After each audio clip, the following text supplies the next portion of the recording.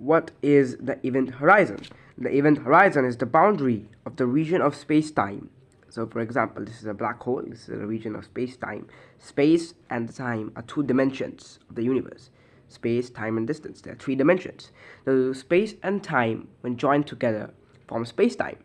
In outer space, in the interstellar space, everywhere we go is darkness, and in that darkness, time is flowing at the speed of light in every possible place in the universe. So space and time connect, they form space-time. Event horizon, the boundary of the region of the space-time from which it is not possible to escape, acts rather like a one-way membrane around a black hole. Now, what does a one-way membrane mean here? What do you mean a one-way membrane? Sure, in biology we've read about semi-permeable membranes, permeable membranes, but what is a one-way membrane? Well, it's just a fancy metaphorical term used to describe an event horizon.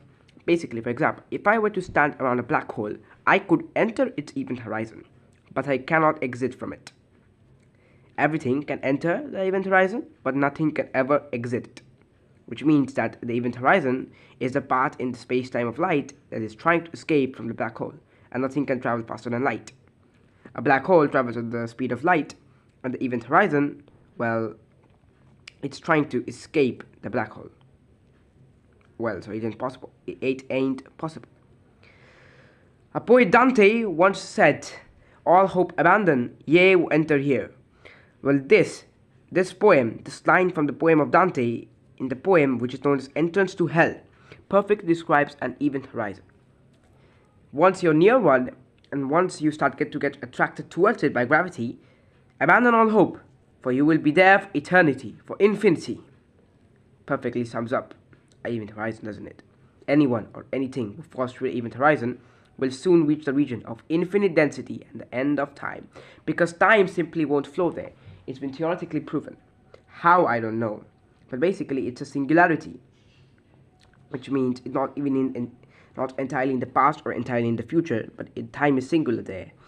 But basically, in an event horizon, the deeper you go inside a black hole, it has consumed so many stars, so many objects at the speed of light, that in its center stands nothing, because the star itself has exploded from the black hole, and now its event horizon, which travels slightly slower than the speed of light, and the black hole, which swallows things pretty much at the speed of light.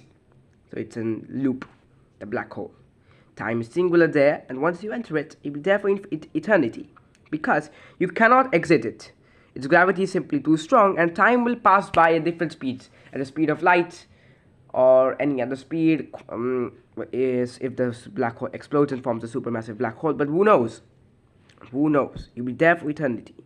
However, it's just a theory, because obviously it's impossible for an astronaut, the current technology we have, to enter an event horizon.